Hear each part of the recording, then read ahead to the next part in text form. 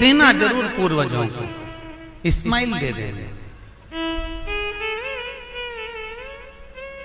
लोग कहते हैं ये 16 दिन अच्छे काम नहीं करना चाहिए, 16 दिन ये मत लो, 16 दिन वो मत लो। कौन सी पुराण में लिखा है? एक बार मुझे वो पुराण जरूर बताना कि 16 दिन ये सामान मत खरीदना, 16 दिन ये चीज मत लेना। क्योंकि शिव महापुराण में और शास्त्रों में वर्णन आता है कि 16 दिन श्राद्ध के हैं, ये पूर्वजों के हैं। आप पूर्वजों का नाम लेकर अपने पितरों का स्मरण कर कर तुम्हारी मर्जी पड़े वो खरीदो, तुम्हारी मर्जी पड़े वो लाओ, पर सबसे पहले उन पूर्वजों को सम्मान पूर्वक वो वस्तु समर्पित कर दो कि आपकी है, आपको संभालना है, आपने दी है, आपके द्वारा आई है। पूर्वज खुश होंगे। तुम्हें बढ़ता हुआ देखकर तो पितर खुद आशीर्वाद देते हैं। कौन माँ होगी जो अपने बच्चे को बद्दुआ देगी? कौन पिता होगा जो अपने बच्चों को बद्दुआ देगा? अगर माता पिता अपने बेटे को गाली भी देते हैं, बद्दुआ भी देते हैं, तो बाद में रोते हैं, आंख में से आंसू निकलती है। एक माँ अपने बेटे को चिल्ला देती है तो बाद में रोती है। अगर माँ अपने बच्चों पर हाथ उठा देती है तो बाद में रोती है। तो क्या मरने के बाद पितर तुमको बद्दुआ देंगे? नहीं, पितर आशीर्वाद देते, बस इतना जरूर कहते हैं कि मैं छोड़ कर गया था रे, मैं तुझे देकर गया था रे, मुझे भूल क्यों गया? तू थोड़ा देता क्यों नहीं है? मेरे को अन्न का भाग देता क्यों नहीं है? बस वो याद करते हैं, वो आपसे मांगने की, क्योंकि आप उसके पुत्र हो, आप उसकी संतान हो, आप उसके वंश के हो, आपसे ललकता है उसको, किसी दूसरे से नहीं।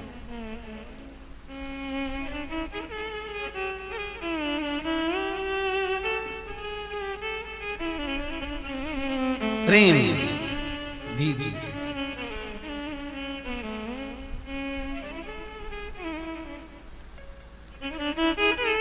भले कोई किस भाव से आए उसका आदर हो, उसका सम्मान। कई लोगों का प्रश्न होता है, गुरुजी हम 4 भाइयों का परिवार है, पर पितृ दोष मुझ पर ही क्यों आ रहा है? मैं क्यों तकलीफ भोग रहा हूं? मेरे को ही क्यों कष्ट आ रहा है? मेरे ही क्यों पांव दुख रहे हैं? मेरे घर में क्यों ऐसी परेशानी आती है? सबकी सब तो सुखी है। ध्यान रखना, पितरों का जिससे लगाव होता है और जिसको पितरों ने दिया होता है, पूर्वजों ने दिया होता है, भगवान ने दिया होता है, लालसा उसी से होती है। भीख मांगने वाला, भिक्षा मांगने वाला भिखारी भी होता है, भिक्षुक भी होता है। तो गाड़ी देख लेता है कि 4 व्हीलर गाड़ी से आया है तो सेठ जी 10 रुपया देगा।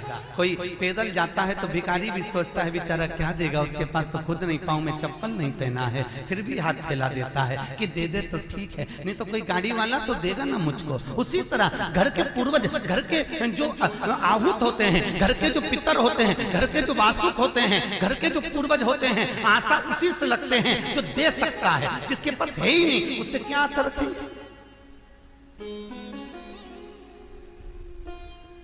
जिसके पास कुछ है ही नहीं उससे आशा रखना क्या?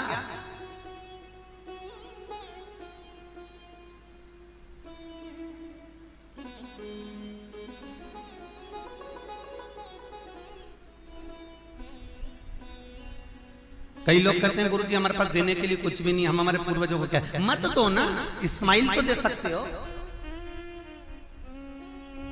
जिस दिन तुम्हारे पूर्वजों का श्राद्ध है, तुम्हारे पास में खिलाने के लिए अन्न नहीं है, तुम्हारे पास देने के लिए दान नहीं है, तुम ब्राह्मण को घर में नहीं बुला सकते, कोरोना महामारी चल रही है, तुम कुछ भी नहीं दे सकते, तुम्हारे पास देने के लिए वस्त्र नहीं, आभूषण नहीं, कुछ भी नहीं, मत दो। निवेदन है बस चेहरे पर प्रसन्नता रखकर, एक निवेदन है कि चेहरे पर प्रसन्नता रखकर उस दिन अपने पूर्वजों को याद जरूर करना और कह देना कि आप ही का दिया हुआ है जो हम खा रहे हैं, हम पर करुणा करना। हमारे पास कुछ भी नहीं है, डब्बे में से गुड़ या शक्कर निकालकर अरे गैस को लाइटर से जलाकर उसकी अग्नि में छोड़ देना, पर 2 दाने शक्कर के छोड़ना जरूर, जिससे वो जीवात्मा दरवाजे पर आकर भूखी ना जाए, उसके मुख में कुछ तो चला जाए और वो जीवात्मा तुम्हें आशीर्वाद दे जाए। तुम्हारे पास कुछ ना हो तो इतना तो दे सकते हो साहब, इस्माइल तो दे सकते हो, प्रसन्नता तो दे सकते हो, मीठी वाणी तो दे सकते हो। अपने पूर्वजों को याद तो कर सकते हो, अपने इष्ट को याद तो कर सकते हो, जिसने दिया है उसका गुणगान तो गा सकते हो।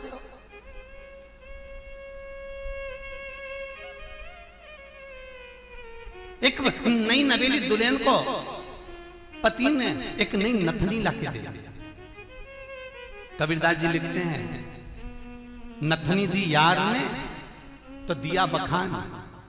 यार ने केवल एक नथनी लाकर दी है, पति ने केवल एक नथनी लाकर दी है, सोने की बड़ी सुंदर, सबको दिखा रही है, घूंघटे में उघाड़ उघाड़ कर दिखा रही है, मेरे पति ने दी है। झुमका बार बार दिखा रही है, मेरे पति ने दी है, मेरे पति ने दी है। एक नथनी मात्र 2000, 5000, 10,000, 20,000, 25,000, 50,000, 1 लाख, 2 लाख की नथनी पति देता है तो सारे जगत को दिखा देते हो। वो परमात्मा देता है तो किसको क्यों नहीं बोलते कि उसने दिया है, उस पूर्वजों ने दिया है। वो छोड़ कर गए थे तो हम खा रहे हैं, अगर वो छोड़कर नहीं जाते तो रोड पर मिल जाते। लोग कहते हैं हमारी माँ ने हमको क्या दिया, हमारे पिता ने हमको क्या दिया, सब उसको देकर चले गए। भले वो किसी को दे जाएं पर आशीर्वाद लिए बगैर मत जाने देना। भले वो कितना भी पक्षपात करें, भले वो कितनी भी बेईमानी करें, भले वो कितना भी कपट करें, वो सारी जायदाद उठाकर किसी को भी दे दें, पर उन माता पिता का सम्मान जरूर करना, क्योंकि वो मरते मरते आशीर्वाद जरूर दे जाएंगे कि मैंने तुझे कुछ नहीं दिया, ले मैं तुझे आशीर्वाद देता हूँ, और तुम्हें आशीर्वाद मिल गया तो तुम निहाल हो गए। वर चाहिए, आशीर्वाद चाहिए, धन दौलत नहीं। श्राद्ध पक्ष की कथा कहती है, ये श्राद्ध पक्ष का जो वर्णन गरुड़ पुराण में कहा गया कि जीवात्मा सबसे पहले जाती है तो घर पर जाती है, जैसे जट्ठा और मट्ठा की कथा।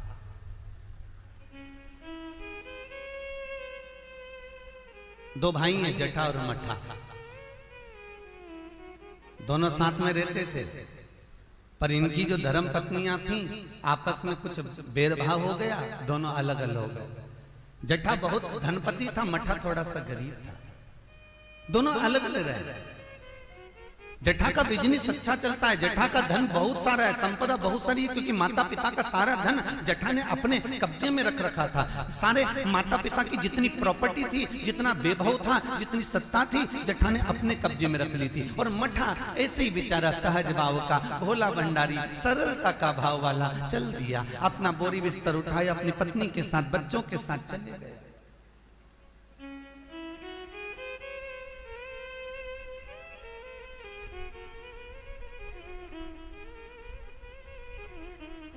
सोलह दिन श्राद्ध किया गया। एक दिन जट्ठा की पत्नी बोली, सुनो, इतना सारा गाड़ी बंगला जमीन जायदाद ढेर सारी है, 200 एकड़ जमीन, 200 बीघा जमीन है, 4 ट्रैक्टर हैं, गाड़ी बंगला ढेर सारा है, खूब वैभव बना हुआ है, पर अपन अपने घर में सेठ बनकर रहते हैं, पर दुनिया को क्या मालूम कि अपने पास कितनी दौलत है, कितनी जायदाद है, अपने परिवार वालों को, रिश्तेदारों को, किसी को क्या मालूम कि अपने पास में कितनी सत्ता, अपन कितने राशि ठाठ में रहते हैं। तो पति बोला क्या करना है, पत्नी बोली एक काम करो, तुम्हारे जो पिताजी मर गए थे उनका श्राद्ध आ रहा है,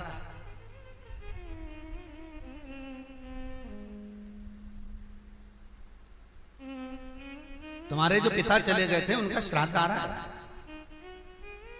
एक काम करो, अपन अपने पिताजी का श्राद्ध रख देते, और श्राद्ध रखेंगे तो मेरे मायके वालों को और आपके पूरे परिवार वालों को, जो आपके रिश्तेदार हैं, मित्र हैं, दोस्त हैं, और मेरे मायके वाले, मेरी सहेलियां, मेरी बेस्ट फ्रेंड, सबको बुला लें,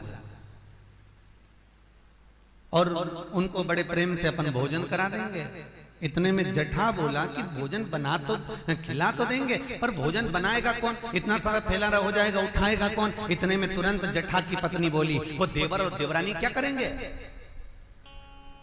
बाप तो उनका भी था, पिता तो उनका भी था, वो आए देवरानी, और देवरानी आकर भोजन बनाए और देवर आकर बर्तन मांजे। चलो निमंत्रण सबको देने जा रहे हैं तो उनके घर भी चल जाए। आवाज लगाई, मट्ठा, अरे ओ मट्ठा। मट्ठा ने दरवाजा खोला, छोटा सा झोपड़ा, गोबर से लिपा हुआ घर। मट्ठा हाथ जोड़कर बोला, बड़ा भाई आया है, बैठो भैया, हम बैठने नहीं आए तेरे घर में, कल पिताजी का श्राद्ध है, तेरे को बर्तन मांजने आना है, दुल्हन को भोजन बनाने आना है। श्राद्ध पक्ष में हमने ब्राह्मणी ढूंढी थी, बामनी भोजन बनाने वाली मिल नहीं रही है, सब लगी हुई है इधर उधर। देवरानी को ले आना। भाभी हम आ तो जाएंगे, पर निवेदन इतना सा है कि पिताजी का श्राद्ध है, तो मन कर रहा है कि हम थोड़ी सी धूप छोड़ दें, इसके बाद आ जाएंगे। इतने में तुरंत भाभी बोली, सुन रे मठा, आना हो तो सुबह जल्दी आना, क्योंकि रखे हुए बर्तन कौन मांजेगा, भोजन कौन बनाएगा। इतनी देरी से आना है तो केवल क्या खाने आ रहे हो? आने की जरूरत नहीं है, तुम दोनों की जरूरत नहीं है मेरे को, मत आना तुम। छोड़ दिया। जेठा गया, अपने ससुराल वालों को बुला लिया, मायके वालों को बुला लिया, सबको बुलाया। पितृलोक से जिसकी तिथि होती है, पितरों के भगवान जिनका नाम है आर्यमा स्वामी, कौवे पर बैठकर जिसकी तिथि होती है, उस तिथि के जीव को कौवे पर बिठाकर आर्यमा स्वामी लेकर आते हैं, और जिसकी यहाँ श्राद्ध होती है उसकी छत पर कौवा छोड़ते छोड़ते जाते हैं।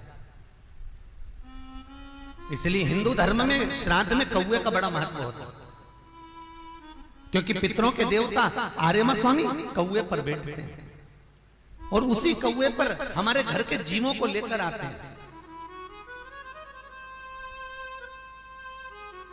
और सबसे पहले वो जीव कहां जाता है श्राद्ध पक्ष में? बहुत ध्यान से सुनना, गरुड़ पुराण का ये चरित्र। सबसे पहले वो जीव कहां जाता है? जो घर का सबसे पुराना घर होता है, जहां पर घर का बड़ा बेटा रहता हो, जहां पर घर का पुराना मकान हो, पुराना घर हो, वहां वो जीव जाता है। 3 वृक्ष पितरों के तुल्य हैं। पहला पीपल, दूसरा बट वृक्ष, तीसरा बेलपत्र का वृक्ष। बेलपत्र का वृक्ष कभी अनायास श्राद्ध पक्ष में आप कुछ भी ना कर पाए, कुछ भी ना कर सकते हो, तो एक पत्ते के ऊपर कोई सा भी पत्ता ले लो, चाहे पान का ले हो, कोई पीपल का ले हो, कोई भी पत्ते के ऊपर एक पुड़ी, थोड़ा मीठा थोड़ा नमकीन रखकर अपनी कामना कर कर अपने पूर्वजों के लिए इन 3 वृक्ष के नीचे 16 श्राद्ध में किसी भी एक दिन आप वो भोजन को रखकर आ जाइए। अपनी कामना कर कर सुख का अनुभव होगा, पितरों को शांति मिलेगी। एक जट्ठा और मट्ठा की कथा हमने पहले कही है, वो भी हमारे पेज पे डली हुई है, आप उस पे से निकाल कर सुनना।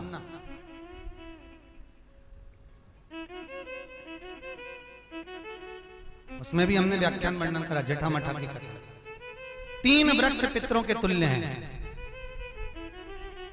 3 पक्षी पितरों के तुल्य हैं, कौवा, हंस और गरुड़।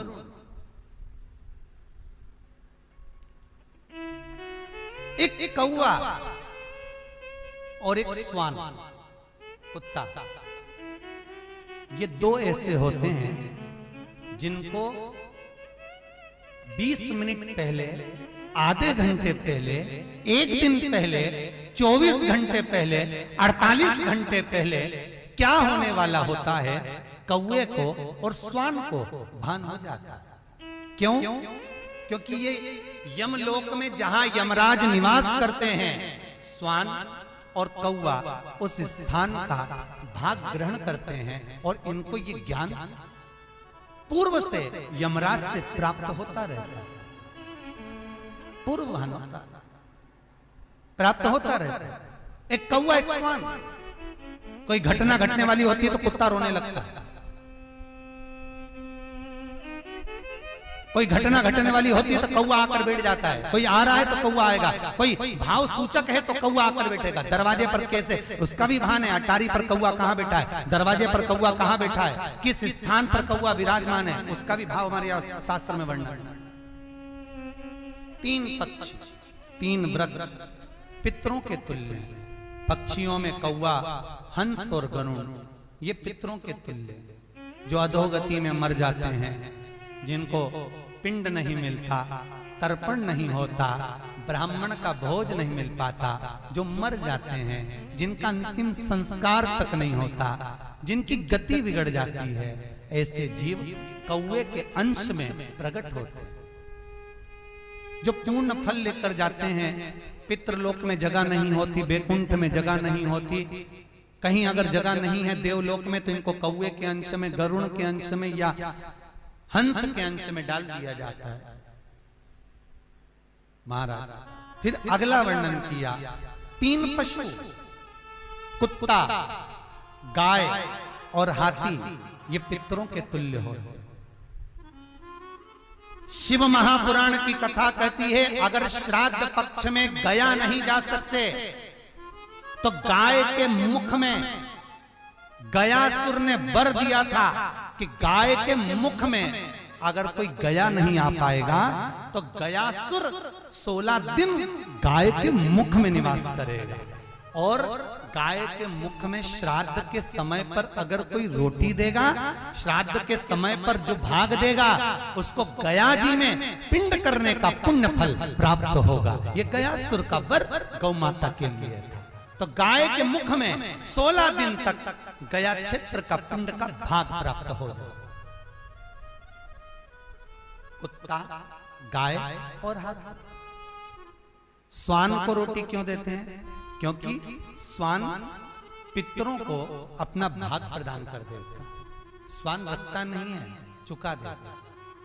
फिर 3 जलचर है महाराज जो पितरों के तुल्य हैं, मछली, कछुआ और नाग।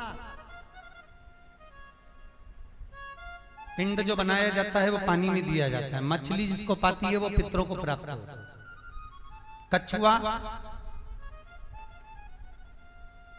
श्रावण के इस 16 श्राद्ध के अंतर्गत कछुआ यदि आपके दिए हुए भाग को पा लेता है, तो वो जीव उसी समय पर तर जाए। और महाराज नाग, वो भी पितरों के तुल्य माना। इन 3 पितरों के क्रम का वर्णन किया गया है। भगवान शिव ओगड़दानी बट का वृक्ष के रूप में ब्रह्मा को बना देते हैं और शंकर बटकेश्वर महादेव के रूप में विराजमान हो जाते हैं। ऐसा सुंदर प्रसंग शिव महापुराण में वर्णन किया।